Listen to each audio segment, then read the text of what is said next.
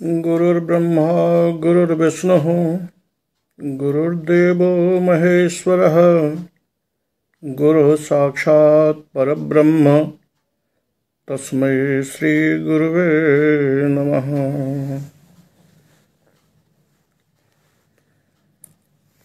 अद्य अस्मिन् समूहे समुपस्थितानां समेषां हार्दिकम् अभिनन्दनपुरस्सरं रसगङ्गाधरस्य अग्रिमं पाठस्य आरम्भं करोमि। तत्पूर्वं किमपि निवेदनीयम् अस्ति। मेरे प्रिय छात्रों, प्रिय बंधुओं, शायद अभी तक आप लोगों को पता चल गया होगा कि वस्तुतः आज मेरे लिए सबसे दुखद दिन है, क्योंकि जिन्होंने उंगली पकड़कर मुझे साहित्य शास्त्र में प्रवेश करवाया,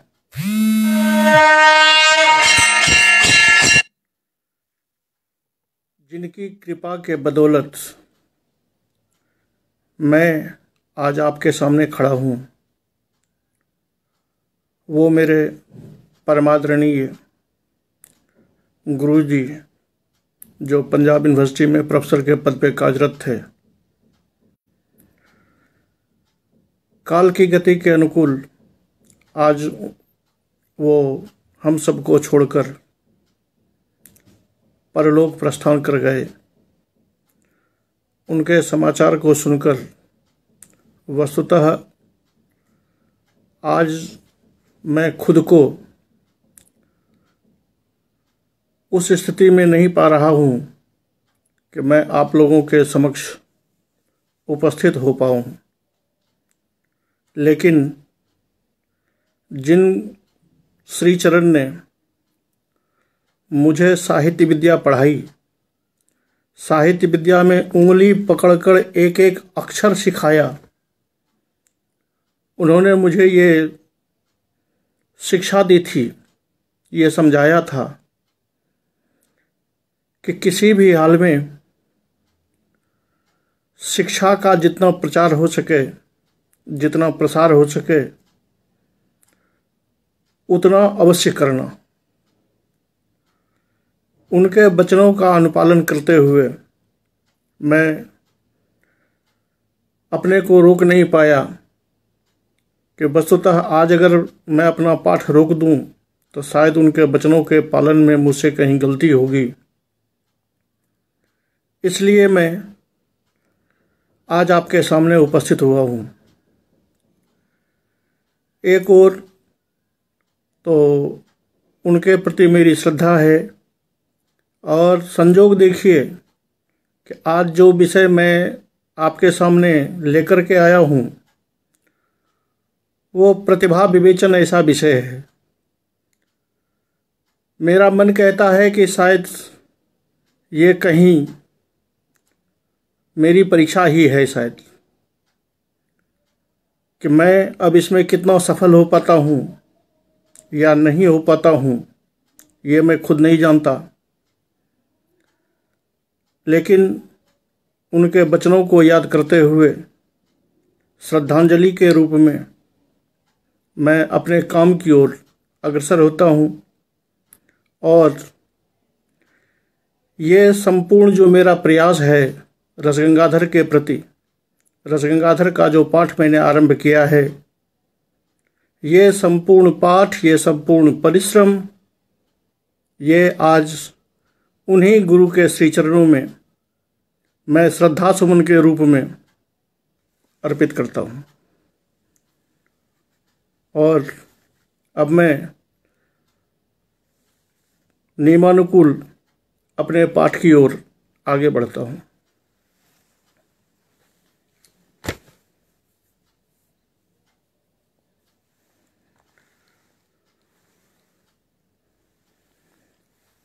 प्रिय छात्रों, आप सभी जानते हैं कि काव्य में कारण बताना अपेक्षित होता है। अपेक्षित इसलिए कि किसी कार्य के प्रति कारण का होना आवश्यक है और कवि का कर्म काव्य है। उस काव्य के प्रति कारण के रूप में सभी आलंकारिक अपने अपने हिसाब से, अपने अपने विवेचन के अनुसार, अपनी अपनी बुद्धि से उस कारण का निर्वचन करते हैं। आचार्य मंमट ने शक्ति, निपुणता और अभ्यास तीन को कारण बताया था। तीनों को पृथक पृथक नहीं बताया था, अपितु तीनों का जो समुदाय है उस समुदाय को कारण बताया था। अब हम पंडित राज जगन्नाथ की ओर से इस पर विवेचन को देखते हैं कि आखिर वो क्या कहते हैं। वो कहते हैं कि तस्याश्च हेतुः तस्य च कारणम कविगता केवला प्रतिभा। अर्थात तस्य अर्थात काव्यस्य, उस काव्य का कारण केवला प्रतिभा, एकमात्र प्रतिभा है जो काव्य के प्रति कारण है। यानी त्रितय हेतुतावादी जो आचार्य मंमट हैं उससे अलग ये एकमात्र प्रतिभा को कारण मानते हैं। वो भी कहते हैं केवला प्रतिभा, यानी केवल प्रतिभा ही कारण है, दूसरा कोई कारण नहीं है। तो अब प्रश्न होगा कि यदि केवल प्रतिभा कारण है तो का नाम प्रतिभा, यह प्रतिभा कौन सी है या प्रतिभा किसे कहते हैं? तो सामान्यतया जब हम लोग प्रतिभा के विषय में बात करते हैं तो कोश कहता है नव नवोन्मेष शालिनी बुद्धि प्रतिभा, नए नए तत्वों का उन्मेष करने वाली जो बुद्धि है वो प्रतिभा कहलाती है। तो अगर इस बात को मान करके हम प्रतिभा को स्वीकार कर लें तो ये प्रतिभा तो केवल कवियों के पास में ही नहीं होता, बल्कि नई नई बुद्धि की उद्भावना तो अन्य विषयक कार्य करने वाले जो हैं उनके प्रति भी है। उनकी भी बुद्धि ऐसी है कि नया नया तत्व वो लोग ढूंढ रहे हैं। तो क्या वैज्ञानिक को भी कभी कहेंगे? नव नवोन्मेष शालिनी बुद्धि प्रतिभा को अगर हम लें तो यहाँ ये शंका आएगी कि अन्यत्र जो सर्वत्र अन्य अन्य कार्य के प्रति जो प्रतिभा है उस प्रतिभा को क्या कहेंगे? वहाँ तो कवि का काम नहीं है, आप तो काव्य का कारण बता रहे हैं। इसलिए पंडित राज प्रतिभा की परिभाषा करते हैं कि साच काव्य घटनानुकूल शब्दार्थोपस्थिति, कि जो कवि काव्य करना चाहता है उस काव्य घटना के अनुकूल जैसा काव्य वो करना चाहता है, जैसा चित्रण वो करना चाहता है, जैसा विवेचन वो करना चाहता है, उसके अनुकूल उसके हृदय में शब्द और अर्थ की उपस्थिति हो जाए, ये है प्रतिभा। कारण कि बहुत सारे आप लोग हैं जो कभी हम अर्थ सोच लेते हैं, अर्थ दिमाग में आ जाता है, लेकिन उसके अनुकूल शब्द नहीं लिख पाते हैं। कभी शब्द लिखते हैं लेकिन जिस अर्थ की हम परिकल्पना करते हैं वो अर्थ इन शब्दों से स्फुटित नहीं हो पाता है। इसलिए केवल शब्द को जान लेना, केवल अर्थ को जान लेना, केवल अर्थ की कल्पना कर लेना ये प्रतिभा के अंतर्गत नहीं आएगा, अपितु काव्य घटनानुकूल शब्दार्थोपस्थिति, जैसा हम काव्य करना चाहते हैं, चाहे गद्य हो पद्य हो वगैरह वगैरह, अपनी कहानी के अनुकूल, अपनी कथा के अनुकूल जैसी अभिव्यंजना हम चाहते हैं, जैसे अर्थों की प्रतीति हम करवाना चाहते हैं, वो विषय, उस विषय के अनुकूल शब्द और अर्थ दोनों यथा समय उपस्थित हो जाए, इसको कहते हैं प्रतिभा। और यही प्रतिभा उस काव्य के प्रति कारण होता है। तदगतम च प्रतिभात्वम, उस प्रतिभा का जो धर्म है प्रतिभात्व, तदगतम च प्रतिभात्वम काव्य कारणतावच्छेदकतया सिद्धो जाति विशेषः उपाधि रूपम वा खंडम। अब यहाँ ये कहते हैं कि मान लिया जाए प्रतिभा तो हो गई, लेकिन जो कोई गद्य काव्य लिखता है उसको लंबे समास वाले पद चाहिए, वैसा अर्थ चाहिए, वैसा पदार्थ चाहिए। तो जब ये दोनों कि गद्य काव्य वो लिखना चाहता है तो लंबा पद चाहिए उसके लिए, काव्य लिखना चाहता है तो छंदोनुकूल पद चाहिए उसको, नाटक लिखना चाहता है तो नाटक के अनुकूल शब्दार्थोपस्थिति चाहिए। तो फिर आपने तो कहा है काव्य घटनानुकूल शब्दार्थोपस्थिति, काव्य घटना के अनुकूल शब्द और अर्थ की उपस्थिति होनी चाहिए। तो अलग अलग हो जाएगा कि गद्य के लिए अलग चाहिए, नाटक के लिए अलग चाहिए। तो क्या प्रतिभा भी अलग अलग होगी? इसलिए ये पंक्ति लिखते हैं कि जी नहीं, वो प्रतिभा जो है उसमें जो प्रतिभात्व है वो प्रतिभात्व काव्य कारणता का वहन करता है। तो वो जो प्रतिभात्व है वो सब में एक जैसा ही होगा। गद्य वाली प्रतिभा, अलग अलग प्रतिभा आप कह सकते हैं कि ऐसे शब्दार्थोपस्थिति के लिए प्रतिभा इसके पास में है, इसीलिए प्रतिभात्व नामक जो जाति है वो प्रतिभात्व नामक जाति सब में एक ही होगी।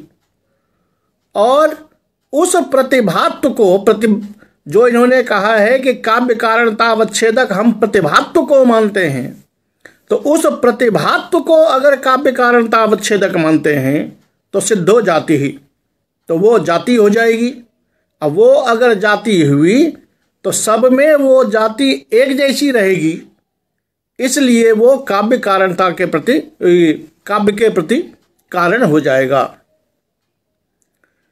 रही बात कि शब्दार्थोपस्थिति जो इन्होंने कहा है, तो आपको ये शंका होना या विवेचन करना या जानना ये अपेक्षित होता है कि स्वयं तो परिभाषा करते हैं शब्दः काव्यम, अब पुनः कहते हैं शब्दार्थोपस्थिति ही।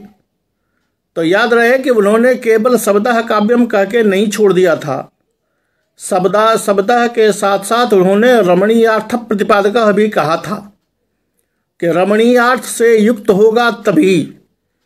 तो शब्द और अर्थ की जो वास्तविक स्थिति है उस स्थिति पर अगर हम गौर करें तो कल्पना कीजिए कि शब्द और अर्थ दोनों अलग अलग तो किया नहीं जा सकता। जब नहीं किया जा सकता तो कवि जब कल्पना करता है तो कवि के लिए अर्थ पहले आता है, शब्द बाद में आता है, जबकि सहृदयों के लिए, पाठक के लिए शब्द पहले सामने आता है, अर्थ बाद में आता है। तो कवि जब शब्द का प्रयोग करेगा तो वो तो ये देखेगा ना कि शब्द जो है वो रमणीय अर्थ का प्रतिपादक है कि नहीं। अगर वो रमणीय अर्थ उस अर्थ की रमणीयता अगर उपस्थित नहीं होगी तो फिर वो प्रतिभा किस काम की। जो काव्य घटना के अनुकूल समुचित अर्थ की उपस्थिति करेगा ही नहीं तो उस अर्थ का जो प्रतिपादक शब्द है उस शब्द का प्रतिपादन कैसे होगा। इसलिए शब्दार्थोपस्थिति जो उन्होंने पंक्ति लिखी है वो सही है कि उसके बिना नहीं हो सकता। केवल शब्द पर विचार करके वो काव्य नहीं कर सकते, रमणीयार्थ उनको देखना ही पड़ेगा। इसीलिए उन्होंने रमणीयार्थ प्रतिपादक कहा हुआ है।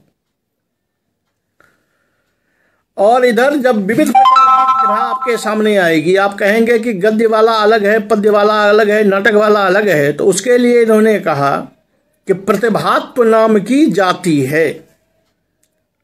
अगर, अब यहां अगर लगाया कि यदि आप, विकल्प भी दिया कि यदि आप जाति, या तो जाति को माने, जाति नहीं तो उपाधि रूपम। जैसे घट कहने मात्र से घटत्व जाति के द्वारा घटो घटा का बोध तो हो ही जाता है, सारे घट में घटत्व है। लेकिन जब हमको नील घट का बोध करना पड़ता है तो नीलो घटः कहकर जो एक नील उपाधि लगाते हैं उसके साथ में, तब जाकर के हमको केवल नील घट का बोध होता है। उसी तरह यहाँ उसको उपाधि रूप में भी मान सकते हैं। यहाँ बा विकल्प दिया है कि सिद्धो जाति विशेषः, या तो सारी जो गद्य पद्य इत्यादि की जो प्रतिभाएं हैं उन प्रतिभाओं को जाति मान लें, प्रतिभात्व जाति, तो उससे काम चलेगा। नहीं तो मान लिया जाए कोई ऐसा कवि जो केवल गद्य ही लिखता रह गया, गद्य ही लिखा, उस पद्य में उसकी प्रतिभा नहीं चली, तो वहाँ क्या करेंगे, तो वहाँ वही उपाधि रूपम व खंडम, उपाधि रूप मान लें तो उससे काम चल जाएगा। लेकिन वो प्रतिभा जो है वो प्रतिभा ही काव्य के प्रति कारण होगा। अब प्रश्न ये उठता है कि वो जो प्रतिभा है वो प्रतिभा कहाँ से आती है, उस प्रतिभा के प्रति कारण क्या है। ऐसा अगर माने कि सब में प्रतिभा है तब तो फिर कवि और अकवि में कोई फर्क नहीं रह जाएगा। तो कहते हैं कि तस्याश्च हेतुः, तस्याः अर्थात प्रतिभायाः, तस्याश्च हेतुः क्वचित् देवता महापुरुष प्रसादादिजन्यम अदृष्टम क्वचिच्च विलक्षण व्युत्पत्ति काव्य करणाभ्यासौ। कहते हैं उस प्रतिभा के लिए कहीं तो देवता की कृपा, महापुरुषों की कृपा, गुरुओं की कृपा, आशीर्वाद, ये अदृष्ट है। यानी गुरु ने आशीर्वाद दिया, आदमी में प्रतिभा उत्पन्न हो गई। देवता की हमने पूजा की, भगवती प्रसन्न हुई, उससे आदमी में प्रतिभा आ गई। जैसे श्रीहर्ष के विषय में या कालिदास के विषय में पूरा व्याख्यात है पहले से कि भगवती की कृपा पाकर के वो कवि हुए। तो ये जो प्रतिभा है देवता महापुरुष प्रसादादिजन्यम, देवता की कृपा से, महापुरुषों की प्रसाद से, गुरु की कृपा से जो प्रतिभा है वो अदृष्ट है, वो दिखाई नहीं देती हमें। उस अदृष्ट से वो प्रतिभा आई या विलक्षण व्युत्पत्ति करणाभ्यास, व्युत्पत्ति काव्य करणाभ्यास हो कि लगातार अभ्यास करते रहने से, लगातार शास्त्रों के अध्ययन से, काव्य करते रहने से, लगातार काव्य करते रहे उससे, ये दृष्ट है। तो व्युत्पत्ति और अभ्यास जो है ये है दृष्ट। देवता महापुरुषों की जो, महापुरुष आदि की जो कृपा है वो है अदृष्ट। तो चाहे तो वह प्रतिभा उस अदृष्ट से मिलती है या विलक्षण व्युत्पत्ति अभ्यास से ये प्रतिभा मिलती है। तो अब देखिए, मैंने क्रमशः याद रखना पड़ेगा कि कविता के प्रति, काव्य के प्रति कारण हुआ प्रतिभा। अब प्रतिभा के प्रति दो प्रकार के कारण हुए कि एक अदृष्ट से प्राप्त हुई प्रतिभा और एक दृष्ट विलक्षण व्युत्पत्ति जो है उस व्युत्पत्ति से प्राप्त हुई प्रतिभा। दो प्रकार से प्रतिभा प्राप्त हुई और प्रतिभा हुआ काव्य के प्रति कारण। अब देखिए कि यहाँ तीन चीजें तो यहाँ भी आ गई, अदृष्ट आ गया, व्युत्पत्ति आ गया और अभ्यास आ गया। यही बातें आचार्य मम्मट ने कही थी। उनका जो शक्ति है वो शक्ति इसी देवता महापुरुष प्रसादादिजन्यम अदृष्टम के अंतर्गत आ जाता है। विलक्षण व्युत्पत्ति अभ्यास उन्होंने भी कहा था, तो तीन उन्होंने भी कहा था, तीन आपने भी बता दिया। जब आपने भी वही बताया तो फिर आपका मम्मट से फर्क क्या रह गया? तो कहते हैं, देखिए अब ये पंक्ति स्पष्ट करते हैं कि न तु त्रयमेव। आचार्य मम्मट के कथनानुसार शक्ति, निपुणता, अभ्यास का जो समुदाय है वो काव्य के प्रति कारण है। वहाँ समुदाय में काव्य के प्रति कारणता है। यहाँ ये कहते हैं जी नहीं, तीनों में काव्य के प्रति कारणता नहीं है। कैसे, क्यों नहीं? तो उसके लिए ये कहते हैं कि बालादेश तौ बिना भी केवलान महापुरुष प्रसादादपि प्रतिभोत्पत्ते। कहते हैं कि ऐसा देखा जाता है या ऐसा हमारा इतिहास है। जैसे मयूर कवि हुए हैं जो बचपन से ही कवि हो जाता है। तौ बिना भी, तौ अर्थात विलक्षण व्युत्पत्ति अभ्यास, व्युत्पत्ति और अभ्यास के बिना भी केवल अदृष्ट के बल से कवि हुए हैं।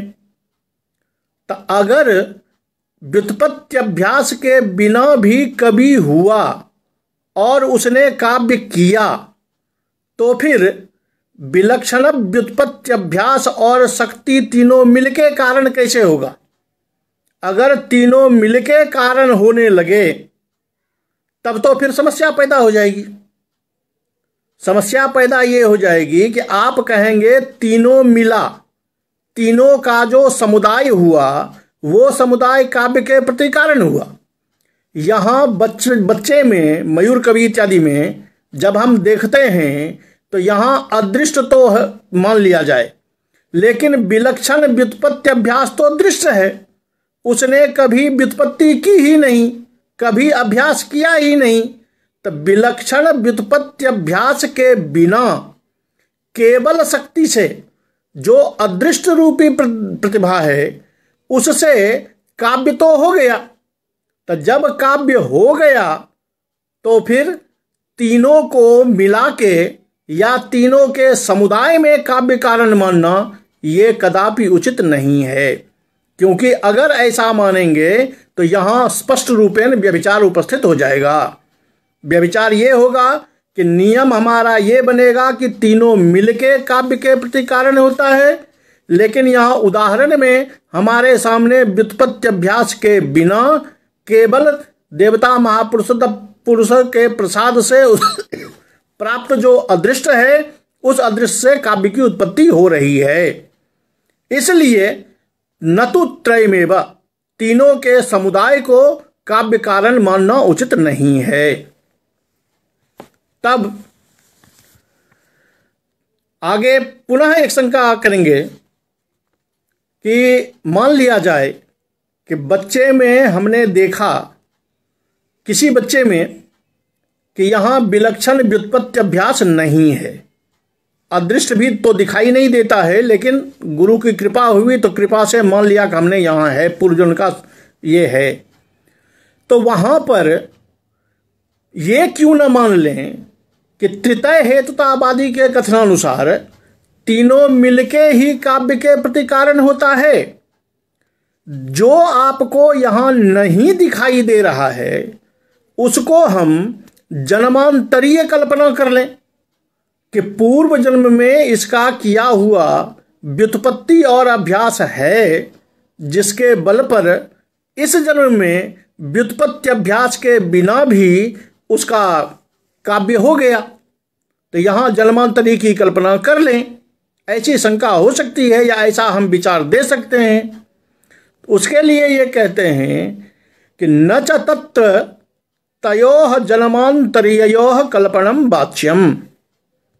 यहाँ आप जन्मांतर की कल्पना नहीं कर सकते, या जन्मांतर में प्राप्त जो व्युत्पत्ति अभ्यास है उसकी कल्पना करके देवता के कृपा को मिला करके तीनों मिला करके काव्य कारण नहीं मान सकते।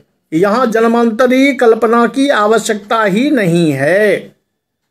तो आप कहेंगे क्यों नहीं है? तो जब क्यों नहीं है कि सवाल आएगा, तो ये कहते हैं इसमें दो कारण हैं, एक तो गौरवात और दूसरा मानाभावात। गौरव ये कि जिस बच्चे में केवल कृपा से दिखाई दे रही है काव्य, वहां आपको व्युत्पत्ति अभ्यास जो है वो जन्मांतरीय मानना पड़ेगा। और जहां व्युत्पत्ति अभ्यास दिखाई दे रहा है वहां आपको अदृष्ट जो है वो जन्मांतरीय मानना पड़ेगा। तो हर एक जगह पर आपको एक दृष्ट और अदृष्ट के लिए पूर्व जन्म की कल्पना करनी पड़ेगी। और जन्मांतरीय की कल्पना करने के कारण ये गौरव तो हो ही जाएगा। एक कारण उपस्थित आप देख रहे हैं, लेकिन हर एक जगह पर आपको दूसरे की जन्मांतरीय कल्पना करनी पड़ेगी। तो गौरवात। और दूसरी बात मानाभावात, कि तीनों मिलके काव्य के प्रति कारण होता है। इसमें प्रमाण क्या है? इसमें कोई वेदादि शास्त्र का प्रमाण तो है नहीं। यहां तो सारे आलंकारिक जो हुए, भले आचार्य मम्मट हों, आचार्य मम्मट को ही ये कह रहे होंगे कि भले हमारे पूर्वाचार्यों ने त्रितय हेतुता को उपस्थापित किया है, लेकिन इसमें कोई वेदादि शास्त्र पूर्वतः आगम प्रमाण तो है नहीं। ये तो हमारे द्वारा कल्पित है। हमारे से मतलब हम जैसे आचार्यों से। तो जब हम अपनी कल्पना के आधार पर मान रहे हैं तो फिर इसको हम जन्मांतरी से क्यों जोड़ें? जब हम देख रहे हैं कि हमारी दो कल्पनाएं करने पर एक से ही काम हो रहा है, तो एक को ही हम प्रबल क्यों ना माने? उस एक को सिद्ध करने के लिए हम जन्मांतरी का व्यर्थ गौरव क्यों मोल लें? जबकि हमारे सामने में उपस्थित है कि ऐसा होता है। हाँ, यदि कहीं देवता महापुरुष के प्रसाद से प्राप्त अदृष्ट है और व्युत्पत्ति अभ्यास नहीं है, व्युत्पत्ति अभ्यास के अभाव में यदि कार्य नहीं हो पाता है, तब तो हम मानेंगे कि चलो पूर्व जन्म की कल्पना करें। या ये हम मान लें पहले कि दो के अभाव में या एक शक्ति के अभाव में व्युत्पत्ति अभ्यास रहे और शक्ति न रहे या काव्य नहीं हुआ, तब तो हम त्रितय माने। त्रितय मानना आवश्यक हो जाएगा, क्योंकि ये देखो दो चीजें हैं, एक चीजें नहीं हैं, तो काव्य नहीं हुआ, तब तो हम तीन को मानेंगे। लेकिन जब एक के अभाव में भी मेरा काम हो रहा है, तो फिर हम तीनों का समुदाय क्यों माने? क्योंकि ये तो हमारा कल्पित है। और जन्मांतरी की बात जो रही, तो जन्मांतरी बात तो हम तब मानेंगे जब तीन के लिए कोई पूर्वतः वेदादि शास्त्र का प्रमाण उपस्थित हो मेरे सामने, उस प्रमाण में व्यभिचार उपस्थित हो रहा हो। ऐसा तो यहाँ है नहीं। जो हमारे आचार्यों ने कल्पना की है उसमें व्यभिचार दिखाई दे रहा है, तो वो तो कल्पित है। कल्पित में तो भाई एक के अभाव में जब दो से मेरा काम चल रहा है, या दो के अभाव में एक से मेरा काम हो रहा है, काव्य की उपस्थिति हो रही है, तो फिर जिस एक से काम चल रहा है उसी को हम कारण क्यों नहीं माने, या जिस दो से काम चल रहा है उसको हम कारण क्यों नहीं माने। ऐसा करने पर जो प्रतिभा है वो एक तरफ से मान लें कि देवता महापुरुषों की कृपा से प्राप्त हुई प्रतिभा सिंगल, और एक तरफ मान लें कि व्युत्पत्ति अभ्यास के द्वारा प्राप्त हुई प्रतिभा। इसलिए इसमें तृतीय हेतुता मानने की कोई जरूरत नहीं रहेगी। अकेले से ही काम, चाहे उधर व्युत्पत्ति अभ्यास से और इधर केवल देवता महापुरुषों की कृपा से प्राप्त हो जाएगी। उस जन्मांतरी के विषय में ये अपनी पंक्ति स्पष्ट कर देते हैं उत्तर पक्ष का समर्थन करते हुए कि लोके ही बलवता प्रमाणेन आगमादिना सति कारणता निर्णय पश्चाद उपस्थितस्य व्यभिचारस्य वारणाय जन्मांतरीयम अन्यथानुपत्या कारणम धर्माधर्मादि कल्प्यते।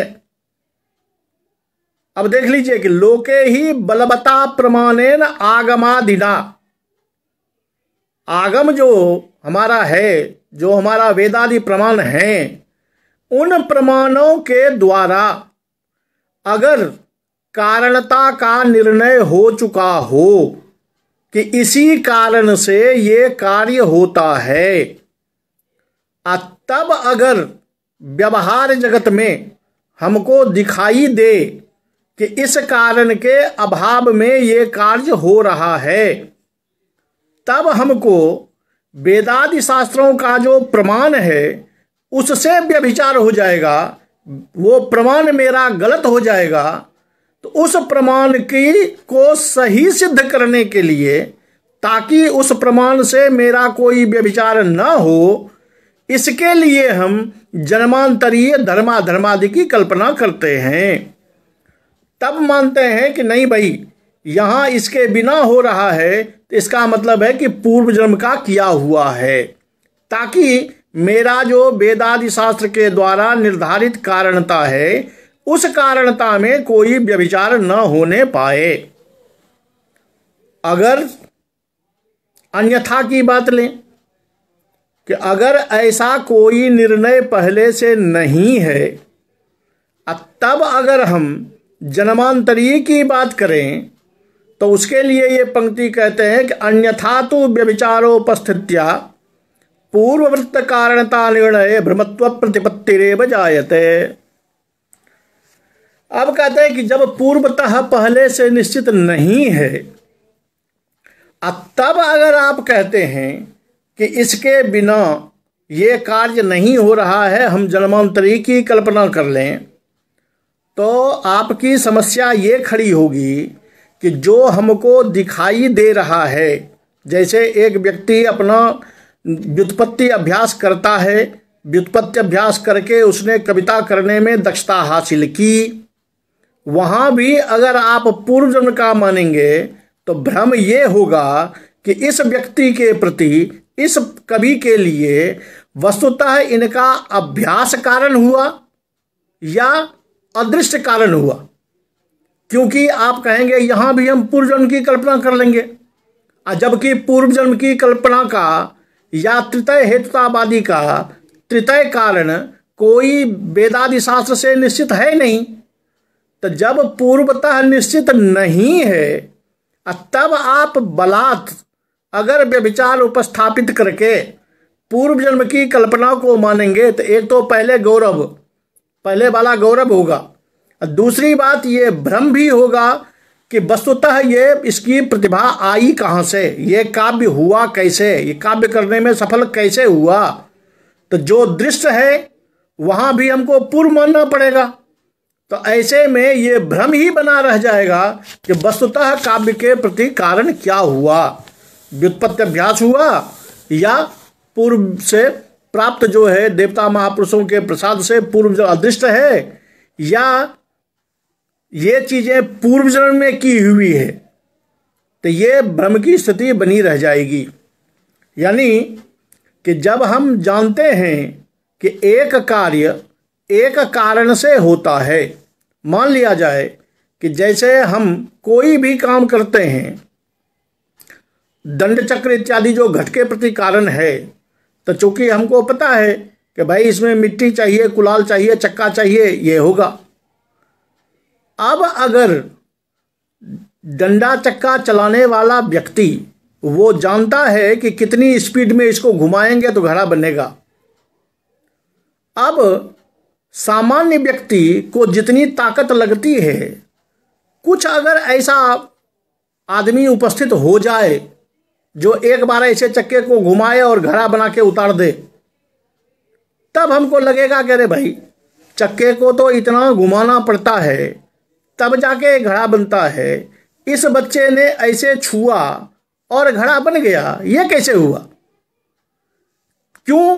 तो पहले से हमारे मन में ये विश्वास बढ़ा हुआ है, पहले से ये निर्णय है कि इसको घुमाने में इतना मेहनत लगता है, तब हम कहेंगे कि इसके पूर्व जन्म की प्रतिभा है। जैसे बच्चे को हम गीता का श्लोक पढ़ाते हैं और आ करके एक एक श्लोक करके, तब जाके वो पढ़ता है। लेकिन अगर कोई बच्चा एक श्लोक पढ़ाते ही या वैसे भी उसको पूरी गीता याद हो, 2 वर्ष का बच्चा पूरी गीता पढ़ने लगे, तो स्वभावतः मन में आएगा कि भाई ये प्रतिभा इसको कहाँ से आई, क्योंकि अभी तो इसने अभ्यास किया नहीं है। और हमारे मन में या हम ये संसार में ये तो प्राप्त है कि बच्चा अ आ सीखता है, तब लाइन पढ़ना शुरू करता है, तब श्लोक पढ़ता है, तब श्लोक याद करता है। तो इस तरह अगर यहाँ पूर्व से निर्णय हो, तब अगर व्यभिचार उपस्थित हो, तब तो पूर्व जन्म का मानना उचित है। 2 वर्ष के बच्चे को गीता रामायण याद है तो निश्चित रूप से इसने पूर्व जन्म में पढ़ी थी। लेकिन जो बच्चा लगातार पढ़ते पढ़ते पढ़ते पढ़ते अभ्यास करते करते जाके याद करता है गीता को, उसको भी हम कहें कि नहीं भाई ये पूर्व जन्म का संस्कार है इसलिए याद हो गया, तो अब समस्या आएगी ना कि पूर्व जन्म से होना था तो पहले क्यों नहीं हुआ? पूर्व जन्म का संस्कार था या आज का मेहनत है, इस दोनों में शंका पैदा हो जाएगी। इसलिए कहते हैं कि भ्रमत्व प्रतिपत्तिरेव जायते, ये भ्रम की स्थिति बन जाएगी। इसलिए दोनों को अलग अलग ही प्रतिभा के प्रति कारण मानने में लाभ है और यही मानना चाहिए। अब इसी बात को दूसरे ढंग से कहते हैं कि नापि केवलम अदृष्टमेव कारणम इत्यपि शक्यम वदितुम। कहते हैं कि चलो भाई ऐसा क्यों नहीं मानते कि व्युत्पत्ति अभ्यास को छोड़ दीजिए, केवल अदृष्ट को ही कारण मान लीजिए। केवल अदृष्ट को अगर मान लेंगे तो पूर्व जन्म से वो रहेगा, या इस जन्म का हो अदृष्ट आप मान रहे हैं अदृष्ट है, क्योंकि जो पूर्व जन्म से मान रहे हैं आप वो भी आपके लिए अदृष्ट है, और जो महापुरुषों की कृपा इस जन्म में मान रहे हैं वो भी आपके लिए अदृष्ट है। तो ऐसा मानिए कि केवल अदृष्ट से ही काव्य हो जाता है, अदृष्ट को ही काव्य के प्रति कारण मान लीजिए। तो कहते हैं नहीं भाई ये भी नहीं मान सकते, क्योंकि केवल अदृष्ट को यदि काव्य के प्रति कारण मान लें तो समाज में, लोक में ऐसी भी स्थिति देखी जाती है कि जो शुरू में काव्य नहीं करता है, नहीं कर पाता है, लगातार कुछ दिनों तक लगातार व्युत्पत्ति और अभ्यास करते करते करते करते वो कविता करने में निपुण हो जाता है। तो अब जब उसने व्युत्पत्ति और अभ्यास के बल पर कविता करने की शक्ति पाई है, तब आप अदृष्ट को कारण कैसे मानेंगे? क्यों? अदृष्ट अगर होता उसका, तो जिस समय उसने व्युत्पत्ति अभ्यास नहीं किया था उस समय भी वो कवि होता। लेकिन ऐसा हुआ नहीं, बल्कि लगातार वो अभ्यास करते करते करते करते 30 वर्ष के बाद जाकर के 50 वर्ष के बाद जाकर के उसने कविता हासिल की, कविता करने की कला हासिल की। तो अगर उसने ऐसा किया तो मानना पड़ेगा कि व्युत्पत्ति अभ्यास के बल पर यह कवि हुआ है, न कि अदृश्य के बल पर। क्योंकि अगर अदृश्य के बल पर होता तो इस व्युत्पत्ति अभ्यास से पहले भी वो कविता कर सकता था, लेकिन ऐसी कविता उन्होंने नहीं की। तो फिर हम केवल अदृश्य को कारण कैसे मान सकते हैं? इसलिए मेरा मानना यह है, पंडित राज का मानना यह है कि केवल अदृश्य को हम कारण नहीं मान सकते और केवल व्युत्पत्ति अभ्यास को हम कारण नहीं मान सकते। अत्रितय समुदिता जो है, तीनों को मिलके, तो तीनों को मिलके भी नहीं मान सकते, क्योंकि तीनों को मिला के मानेंगे तो उस बच्चे में जहां व्युत्पत्ति अभ्यास नहीं है वहां समस्या पैदा हो जाएगी। अगर अब दूसरी जगह जहां केवल किसी ने व्युत्पत्ति अभ्यास किया है वहां अदृश्य नहीं होगा, इसलिए समस्या पैदा हो जाएगी।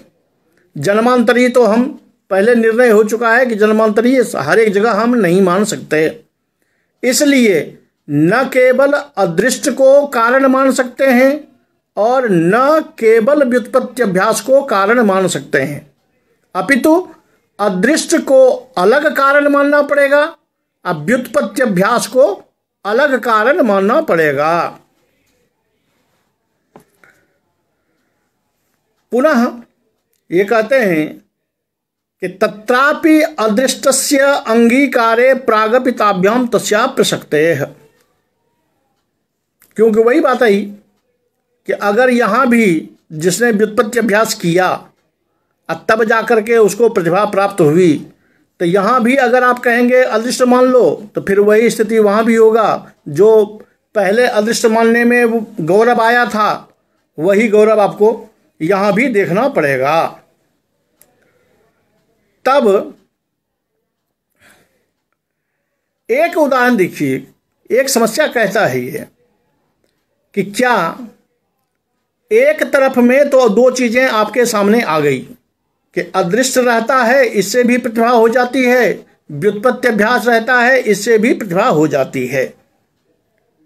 लेकिन अगर हम केवल अदृश्य को प्रतिभा मानते हैं, अभी व्युत्पत्ति अभ्यास को हम छोड़ के चल रहे हैं कि केवल अदृश्य को हम प्रतिभा मानते हैं, और जो आदमी कुछ दिनों तक काव्य नहीं कर पाया उसके बाद व्युत्पत्ति अभ्यास से उसने किया, यहां पर अदृश्य ऐसा माने कि अदृश्य उसके पास में था, अदृश्य के बल पर प्रतिभा उसकी थी, उस अदृश्य का प्रतिबंधक कोई पाप था जिसने उस अदृश्य को जो प्रतिभा का कारण है उसको रोक रखा था, और उसको रोकने के बाद जो व्युत्पत्ति अभ्यास किया गया या जो और कोई कारण आए उस कारण ने उस प्रतिबंधकता को हटा दिया,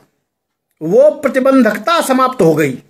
जो ही प्रतिबंधकता समाप्त हुई तो प्रतिभा जागृत हो गई, अब प्रतिभा जागृत हो गई वो कवि हो गया। तो ऐसे प्रतिबंधक को मान लेने पर आपको अदृश्य को प्रतिभा मानने में कोई दिक्कत नहीं आएगी।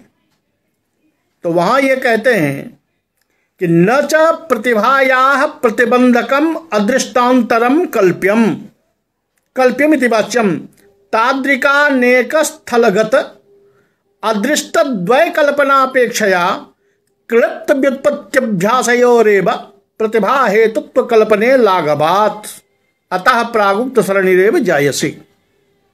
अब देखिए क्या कह रहा है, ये कह रहे हैं कि देखिए जिस व्यक्ति में व्युत्पत्ति अभ्यास के बल पर हुआ है, प्रतिभा सामने में दिखाई दे रहा है, उसको हम ये मान रहे हैं कि पहले से अदृष्ट था, उस पर एक प्रतिबंधक पाप था, उस प्रतिबंधक पाप का परिमार्जन किया गया, तब प्रतिभा सामने आई। ये प्रतिबंधक पाप की जो हमारी कल्पना है, वो कल्पना सभी जगह काम नहीं करेगी। क्यों? तो दो पाप मानने पड़ेंगे। एक प्रतिबंधक पाप, एक प्रतिबंधक को हटाने वाली शक्ति। समझ गए बाकी कि अदृष्ट था, अदृष्ट को प्रतिबंधक पाप ने ढक लिया था। इस ढक्कन को हटाने के लिए या तो व्युत्पत्ति अभ्यास आया या कोई और कृपा आई, उसने इसको हटाया। तो एक अदृष्ट से प्राप्त प्रतिभा को प्रतिबंधक की कल्पना करनी पड़ेगी और एक प्रतिबंधक को हटाने वाला जो है उसकी कल्पना करनी पड़ेगी। तो ये जो दो कल्पना करनी पड़ेगी, अगर आप अदृष्ट को मानते हैं, केवल अदृष्ट को अगर आप मानेंगे प्रतिभा का कारण, तो ये जो दो चीजें आपको कल्पना करनी पड़ेगी, इससे तो गौरव ही बढ़ेगा। क्योंकि आपको हर एक जगह ये दो, एक बाधक एक साधक, वो अलग से आपको मानना पड़ेगा। तो इस दो के बढ़ाने से बेहतर है कि प्रतिभा के कारण में अदृष्ट को अलग कारण मान लिया जाए, अब व्युत्पत्ति अभ्यास को अलग कारण मान लिया जाए। क्योंकि बहुत ऐसे भी तो होते हैं कि व्युत्पत्ति अभ्यास बहुत किया लेकिन फिर भी काव्य उसका नहीं हो पाया, तो फिर अगली समस्या आ जाएगी, जिस समस्या का निराकरण आगे करेंगे। लेकिन यहां देखिए कि आपको जो अदृष्ट को केवल मान रहे हैं प्रतिभा का कारण, तो उसमें दो पाप, एक पाप बाधक और एक साधक, ये दोनों आपको एक्स्ट्रा मानने पड़ते हैं। इसलिए बेहतर है कि दोनों को आप अलग अलग मान लीजिए, अदृष्ट को अलग मान लीजिए और व्युत्पत्ति अभ्यास को अलग मान लीजिए। तो ये सरणी जायसी अच्छी होगी। अब इस तरह अगर हम पंडित राज की बातों को स्वीकार कर लेते हैं, पूर्व की बातें हो गई, अब कहता हूं कि अब अगर पंडित राज की बातें हमने स्वीकार कर ली कि प्रतिभा जो है अदृष्ट से आई हुई प्रतिभा एक प्रकार की हो गई और व्युत्पत्ति अभ्यास से आई हुई प्रतिभा एक प्रकार की हो गई, तो अब दोनों अलग अलग कारण से आई हुई जो प्रतिभा है, तो वो प्रतिभा हो गई दो प्रकार की, अदृष्ट प्राप्त प्रतिभा, व्युत्पत्ति अभ्यास प्राप्त प्रतिभा, तक ये दो हो गए। कार्य जो है वो कार्य तो काव्य रूपी कार्य एक ही हो रहा है, तो काव्य रूपी कार्य है एक, प्रतिभा है दो, क्योंकि एक अदृश्य से प्राप्त, एक व्युत्पत्ति अभ्यास से प्राप्त। तो कार्य एक, कारण दो। तो स्वभावतः व्यभिचार उपस्थित होगा कि भाई किससे हुआ? ऐसा कैसे हो सकता है कि जब दो कारण से एक कार्य सिद्ध हो रहा हो, तो आप कैसे निर्णय करेंगे कि इसके प्रति यही कारण है? इसलिए ये कहते हैं कि तादृशा दृष्टस्य तादृश व्युत्पत्त्यभ्यासयोश्च प्रतिभागतम वैलक्षण्यम कार्यतावच्छेदकम अतो न व्यभिचारः। अब यहां दो प्रकार से आप इसको समाधान कर सकते हैं। क्या? तो देखिए, अदृष्ट से जो प्राप्त हुई प्रतिभा और विलक्षण व्युत्पत्ति अभ्यास से जो प्राप्त हुई प्रतिभा, इस प्रतिभा में प्रतिभात्व जो है, प्रतिभागत जो विलक्षणता है, वो विलक्षणता को अगर काव्य के प्रति कारण माने, तो वो विलक्षणता दोनों में एक ही आएगी, क्योंकि वो प्रतिभागत विलक्षणता है। उस विलक्षणता को काव्य के प्रति कारण मान लें तो फिर ये व्यभिचार नहीं रह जाएगा, फिर विलक्षणता एक होगी और काव्य एक होगा। या ऐसा करें कि अदृष्ट लब्ध जो प्रतिभा है उससे प्राप्त काव्य और विलक्षण व्युत्पत्ति अभ्यास से प्राप्त जो प्रतिभा है उससे बनाया गया काव्य। तो काव्य के भी दो रूप हो जाएंगे, एक विलक्षण व्युत्पत्ति अभ्यास के कारण और एक अदृष्ट प्रतिभा के कारण। तो काव्य भी दो हो जाएगा, कारण भी दो हो जाएंगे, व्यभिचार खत्म हो जाएगा। तो या तो इस प्रकार करें, लेकिन इस प्रकार में दिक्कत है कि आप कितना बांटेंगे। उससे बेहतर है कि प्रतिभागतम जद वैलक्षण्यम, क्योंकि अदृष्ट और विलक्षण व्युत्पत्ति अभ्यास ये प्रतिभा के प्रति कारण है। उस प्रतिभा में जो प्रतिभात्व है उसमें काव्य के प्रति कारणता अवच्छेदक है। ऐसा मानने पर प्रतिभागत जो विलक्षणता है उस विलक्षणता को अगर हम काव्य का कारण कहते हैं तो वहां जाकर के विलक्षणता एक होगी और काव्य के प्रति कारण हो जाएगा, यहां व्यभिचार नहीं रह जाएगा। क्योंकि ये केवल मैं नहीं कहता, अपितु ये कहते हैं कि प्रतिभात्वम च काव्य कवितायाः काव्य कारणतावच्छेदकम। प्रतिभात्वम, प्रतिभागत जो विलक्षणता है वही कवितायाः कारणतावच्छेदकम, वही कविता के प्रति विशिष्ट कारणता है। यानी कारणता का वो मूल चीज धारण करने वाला है जो कविता के प्रति कारण होता है।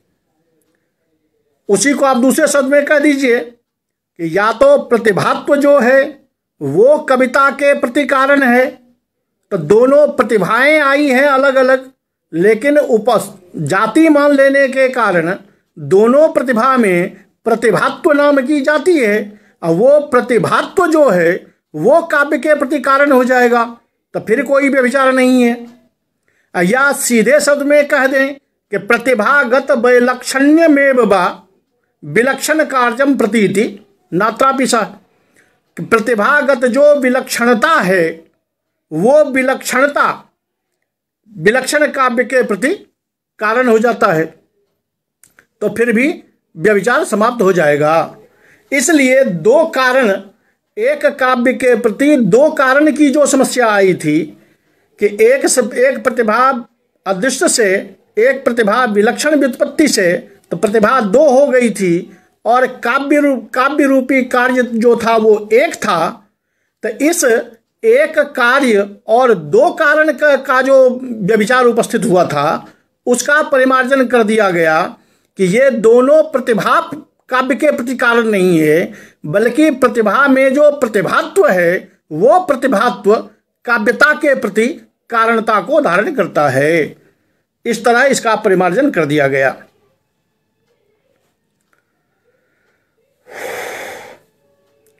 आगे ये इसी पर विचार करते हुए और कहते हैं कि सतोरपि व्युत्पत्त्यभ्यासयोः, इस प्रकार से आपने प्रतिभा तो दो प्रकार से ला दी, दोनों में प्रतिभा तो जाति मान ली, लेकिन एक शंका ये होती है कि व्युत्पत्ति भी है अभ्यास भी है, दोनों साथ साथ चल रहा है।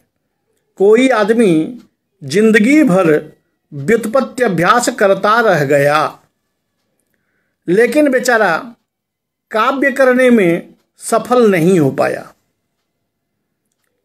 तब जो आपने दो प्रकार की प्रतिभा मानी है उसमें से एक प्रतिभा को तो आना चाहिए था, क्योंकि व्युत्पत्ति अभ्यास उसने जिंदगी भर की है, तो प्रतिभा तो आ गई लेकिन कार्य नहीं हुआ।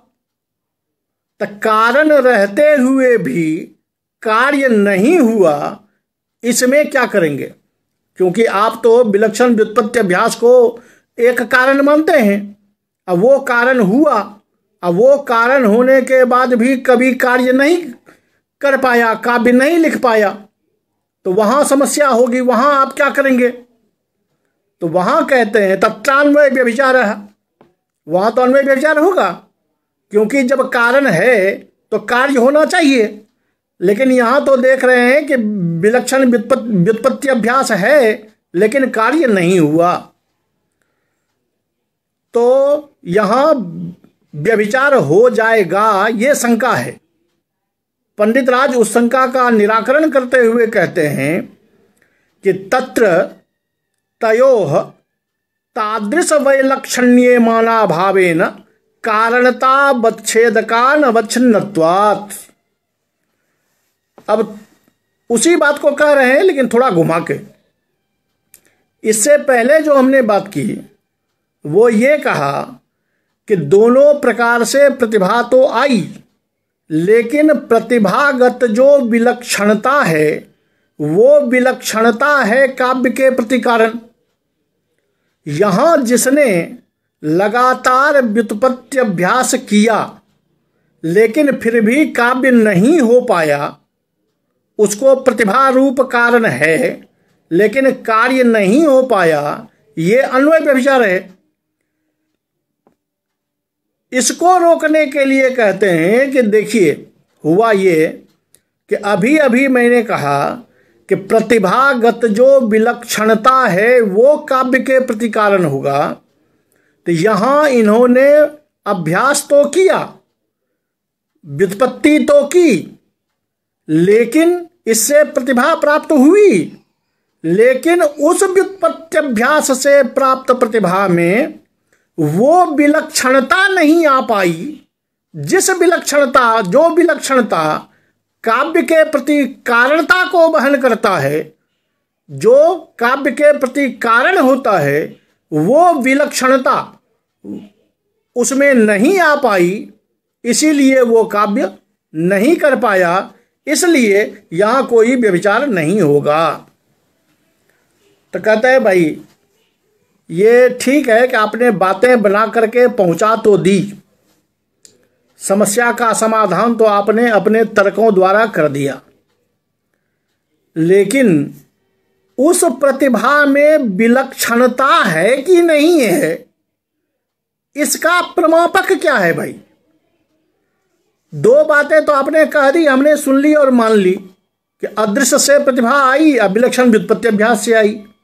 अब आप कहते हैं कि उस प्रतिभा में प्रतिभात्व होना चाहिए, उस प्रतिभागत विलक्षणता होनी चाहिए, और व्युत्पत्ति अभ्यास करने के बाद भी अगर काव्य नहीं कर पाया तो आप कहते हैं कि प्रतिभा तो हुई लेकिन प्रतिभा में विलक्षणता नहीं आई।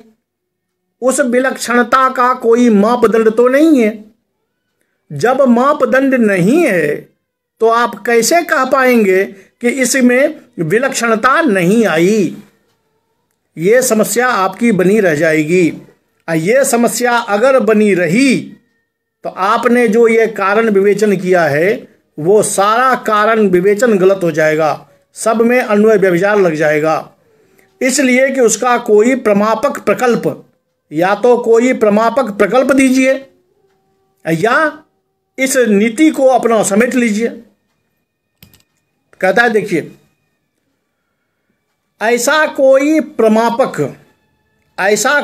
प्रमापक यंत्र तो है नहीं जो ये प्रमाणित कर दे कि इस प्रतिभा में वो विलक्षणता है या नहीं है। हमको तो केवल ये देखना पड़ेगा कि अगर वो काव्य करने में सफल हो गया तो मानेंगे कि प्रतिभा में विलक्षणता थी, और काव्य करने में सफल नहीं हुआ तो मानेंगे कि प्रतिभा तो आई लेकिन प्रतिभा में प्रतिभात्व नहीं आया, प्रतिभागत वो विलक्षणता नहीं आई। तो कहता है कि ये बातें जो हैं, ये बातें तर्क के लिए तो ठीक है लेकिन सामान्य आदमी के गले उतरने वाला नहीं है। सामान्य आदमी को ये समस्या बनी ही रहेगी कि आखिर ये है क्या।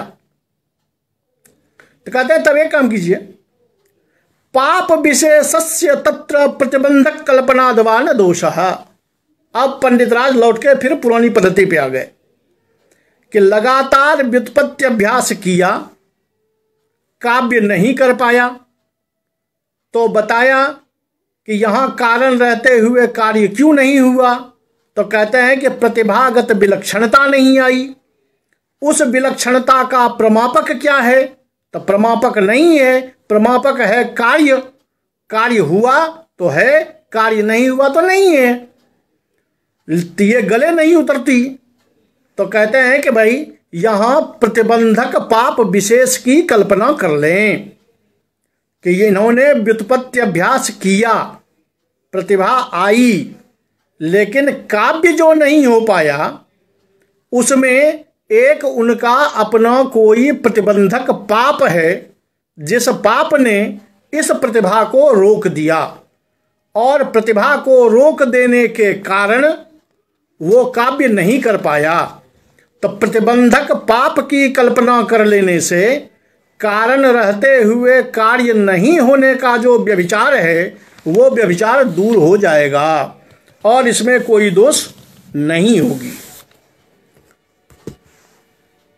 तो इतना सुनने के बाद या इतना कहने के बाद स्वभावतः है कि पंडित राज जगन्नाथ से कोई भी प्रश्न कर देगा कि भाई जब आप भी यहाँ आकर के पाप विशेष की कल्पना कर ही रहे हैं, यही बातें जब अदृश्य को कारण मानने पे हुआ था, वहाँ भी प्रतिबंधक पाप की कल्पना करने को बोला गया था, तो आपने तो निराकरण कर दिया था कि प्रतिबंधक पाप को माने और फिर उसको हटाने वाला माने, इसमें गौरव हो जाएगा।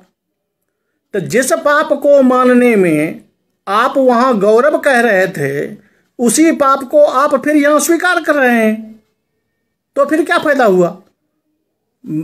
कोई नई बात आपने नहीं कही, उसी बात को फिर से दोहरा के स्वीकार कर लिया। लेकिन चूंकि ये पंडित राज हैं, इनके पास में तर्कों की कोई कमी तो है ही नहीं और न्याय शास्त्र के धुरंधर हैं, तो ये कहते हैं कि देखिए ऐसी बात नहीं है। वहाँ जो बात हमने कही थी वो तो सही कही थी कि एक प्रतिबंधक पाप मान करके एक प्रतिबंधक निवारक मान करके गौरव बढ़ जाएगा। यहाँ जो हम कह रहे हैं यहाँ मजबूरी है। यहाँ मजबूरी ये है कि विलक्षण अभ्यास उसने किया हुआ है और विलक्षण व्युत्पत्ति अभ्यास को हमने प्रतिभा के प्रति कारण माना है, तो प्रतिभा तो आएगी, लेकिन प्रतिभा आ जाने के बाद भी कार्य नहीं होगा तो व्यभिचार होगा। तब हम प्रतिभागत विलक्षणता को मानेंगे, लेकिन चूंकि उस विलक्षणता का कोई प्रमापक नहीं है, कार्य को छोड़कर कार्य ही उसका प्रमापक है, इसके लिए हम पाप को मानते हैं। और ये पाप विशेष केवल हम ही को नहीं मानना पड़ता है, ये पाप विशेष शक्त्यादि त्रितय हेतुतावादी जो मम्मट हैं वो भले तीनों को मान लें, तीनों के साथ होने पर कारणता माने, लेकिन उनको भी ये पाप प्रतिबंधक को मानना पड़ेगा।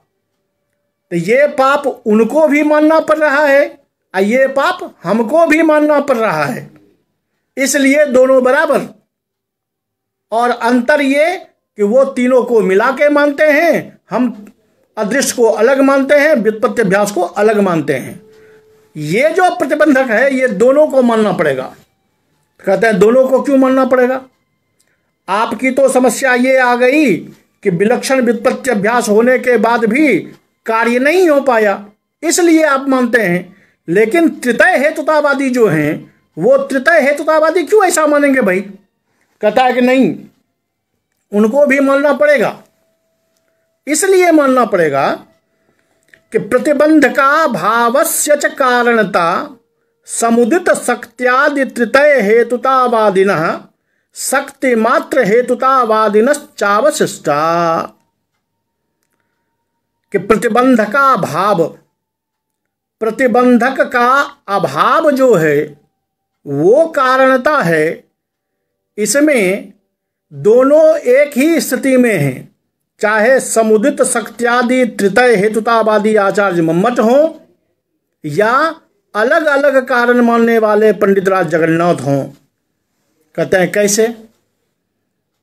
तो दृष्टांत देते हैं कि प्रतिवादिना मंत्रादिभिः कृते कतिपय दिवस व्यापिनी वाक्स्तंभे वेतानेक प्रबंधस्यापि कवेः काव्यानुदेश दर्शनात्। ये कहते हैं कि चलो उनके मत में भी देख लें, शक्त्यादि त्रितय जिसके पास में है वो उसको तो काव्य के प्रति कारण है, वो काव्य कर रहा है। लेकिन ऐसा देखा जाता है व्यवहार में कि जो सिद्ध कवि हो चुका है, जिनकी कविता में अव्याहत गति है, कवि हो चुका है, लेकिन कभी कभी प्रतिपक्षी द्वारा मंत्रादि के प्रयोग से जब उस कवि का वाक स्तंभन कर दिया जाता है तो वो कवि होते हुए भी कुछ दिन के लिए कविता करने में असमर्थ हो जाता है। तो अब यहां देखिए कि उसके पास में शक्त्यादि त्रितय हेतुतावादी के द्वारा भी काव्य करने का कारण तो था, उन्होंने काव्य किए भी हैं, लेकिन फिर जो 10 दिन के लिए, 5 दिन के लिए, 2 दिन के लिए जो उनकी काव्य करने की शक्ति समाप्त हो गई तो काव्य नहीं कर पाए, तो कारण रहते हुए भी कार्य नहीं कर पाए। तो कार्य नहीं कर पाए तो वहां भी व्यभिचार लगेगा। तो उस व्यभिचार के लिए क्या है कि दूसरों ने मंत्र प्रयोग किया है। मंत्र प्रयोग जो है वही है प्रतिबंधक पाप। प्रतिबंधक पाप ने उस कारण की शक्ति को रोक दिया, कार्य नहीं हो पाया। जब यह प्रतिबंधक पाप बीच से हट जाएगा तो फिर यह कारण अपना कार्य करना शुरू कर देगा। तो ये उनको भी मानना पड़ेगा।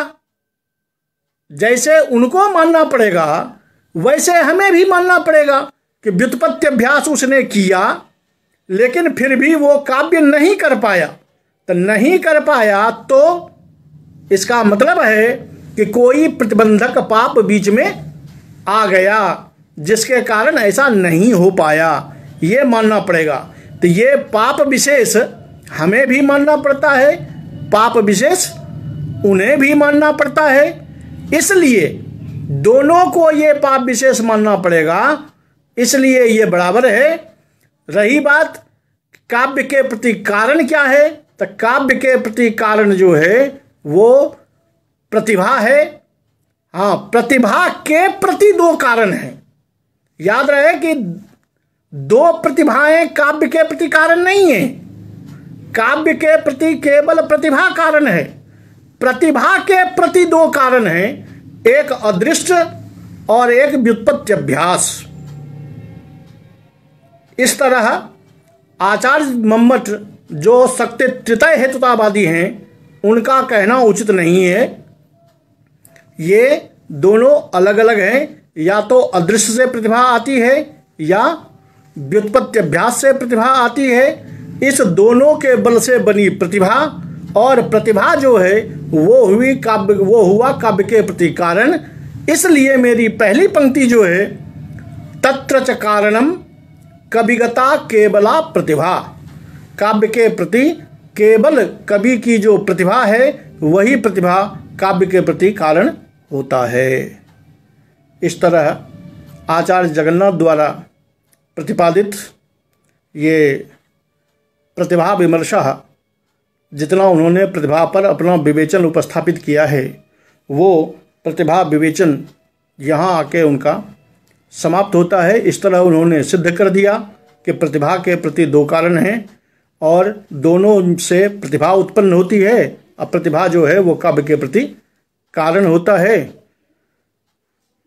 ये है काव्य के प्रति कारण। यहाँ आकर के प्रतिभा विवेचन उनका समाप्त होता है और मैं अपने पाठ को यहीं समाप्त करता हूँ। कल फिर अगले पाठ के साथ आप लोगों के सामने समुपस्थित होऊंगा। सादरम वंदे समेषाम अभिनंदनानि।